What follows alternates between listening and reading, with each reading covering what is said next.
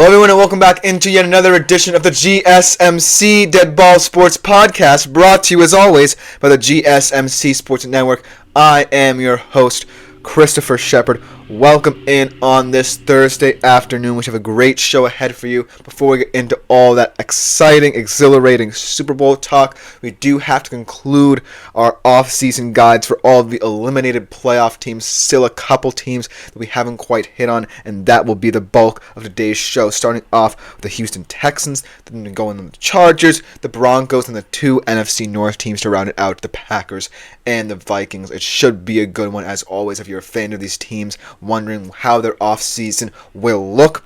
So you definitely don't want to miss today's show. But before we get into any of these off-season guys, I do want to remind you, as always, that if you feel so inclined and you haven't done so already, consider liking, following, and subscribing to the shows around the network, as well as the network itself, to better keep up to date with all our new content. But if you want to contribute and interact with our shows a little bit more directly, consider making yourselves available to the Super Chat, Super Thanks, and Super Stickers features here on YouTube. As always, a great way to get your opinions, any feedback you might have for the shows, any input you have on air. It's the best way to contribute and interact with the show. Like I always say, a little bit more directly. You can also do it through our website, GSMCpodcast.net. It just makes this show that much better and shows around the network as well.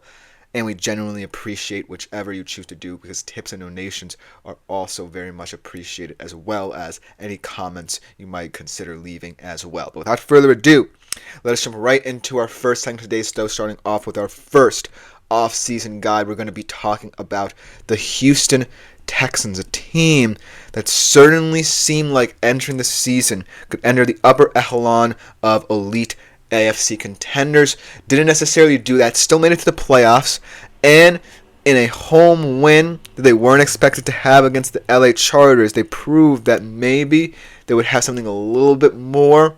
But then they ran into a buzzsaw, the playoff version of the Kansas City Chiefs, and ultimately made too many stakes to overcome on the road at Arrowhead in a loss to the Chiefs, in a game that they very well could have won if they didn't kick themselves in the foot. But I do think that this offseason, the Texans will have a lot more questions than answers because of this regression. They were expected to make it a little bit further this season, expected to truly contend in the AFC, and they shockingly regressed a little bit. Stroud, after a remarkable rookie season, did not necessarily look the same and had kind of a sophomore slump, as they always say. But most importantly, a huge part of this regression was this offensive line, and that's the first question that's going to be asked of the Texans that they're going to have to answer in this postseason.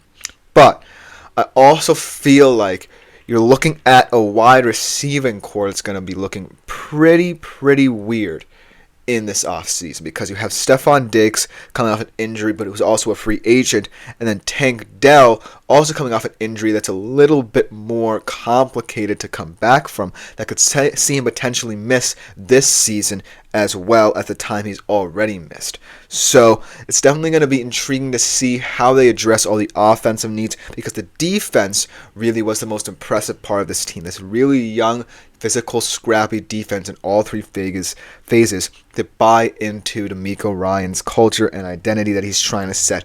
But ultimately, what I want to address here with you is how they can repair this offensive line and really help CJ Stroud out. Because remember, going into this season, offensive coordinator Bobby Slowick did want to develop a little bit more of a run game. They acquired Joe Mixon last offseason to help with that, and at times, it certainly felt like they certainly got that aspect of the offense going. There were a couple games where Joe Mixon looked like the bell cow back they wanted him to be. But because of the fact that they didn't really mix it well with the ability of CJ Stroud to be a threat downfield, I feel that's where they ultimately came up a bit short. So, without further ado, let's just talk about how they can help address those issues and fix them properly, starting off with this offensive line, and especially the pass protection for CJ Stroud. He was pressured on 35.8% of his dropbacks, and that was the fourth most in the NFL. He saw 52 pressures where a player came in unblocked as well. That was second most amongst quarterbacks in the NFL this year. So as you can see, even though Bobby Slowick said, we got to take pressure off Stroud, get going on early downs, so he's not forced to throw as often in third and long, third and medium situations. They didn't necessarily live up to that standard, even though you can say they made enough shoot additions in the offseason to help compensate for that. So, really, what I want to see from this Texans team in the offseason, whether it be through the draft or free agency, is be aggressive in addressing the pass protection for this offensive line, because that was the worst aspect of this team. But then, I kind of feel like I mentioned before, an under-the-radar priority for them could be addressing this wide receiver room, right? Because we talked about both of those injuries and how they could impact the future of the Texans wide receiving core. Obviously, we don't know the extent of Tank Dell's injury just yet and whether or not it would extend into the 2025 season as a result. So that's something that we're going to have to monitor throughout the offseason. But then Stephon Diggs, his injury kind of complicates his free agency a little bit, because either it helps you as the Houston Texans to re-sign him because of that injury, because, he had a really good rapport in Houston to start off his career with them, but ultimately, I do feel like there needs to be a different tenor to this wide receiver room. And if they were to address it, it would have to come through the draft, because if they do re-sign Stephon Diggs, it definitely does not clear them many pathways in free agency for, say, being a viable player for Cooper Kupp's signature. But if they don't, then a lot of options will be available to them, specifically potentially going out for a guy like Cooper Kupp, who, in my honest opinion, would be a better fit in this offense for Houston. And then, going out in the draft and taking a chance on a guy who potentially is not necessarily a late round 1 grade, more like a round 2, round 3 guy. There are a couple guys in this draft that I think a lot of teams will overreach for, but I don't necessarily think the Texans will be wise to do so themselves. So I do think re-signing Stephon Diggs isn't the worst outcome, definitely considering that he looked very comfortable in this Houston offense while he was playing there in the first 8 games before his injury. So I wouldn't mind seeing him re-sign, but it's definitely something to think about should that injury complicate things a little bit, because they can have a lot of opportunities available to them should they move on from Diggs. But the Dell injury definitely worries me a little bit more, just because you don't necessarily know the status of this injury. You don't know the extent of this injury, more importantly, for Tank Dell, and you don't know whether he's going to miss an extended period of time to the point where you might be fretting about the wide receiver position a little bit more if you're Houston. But then, going into the draft, I think that there's definitely more of an offensive tackle, offensive guard market in this draft than, say, an elite round 1 wide receiver. And I know that a lot of people are saying, well, the depth thins out in this OT class and OG class as it moves down the board. And the Texans obviously are picking in the late first round. So I do feel like they're not necessarily going to get, quote-unquote, the most elite offensive line prospect, but they are going to get a really stout one as well. So I do feel like if that's the avenue they want to take, there could be a guy like Savai Naya that's there for you if, say, a team like Detroit or, I don't know, the Chiefs don't end up taking him, and you could potentially stop them from taking him in return. But I do think another sneaky option could be another D lineman to pair with Will Anderson.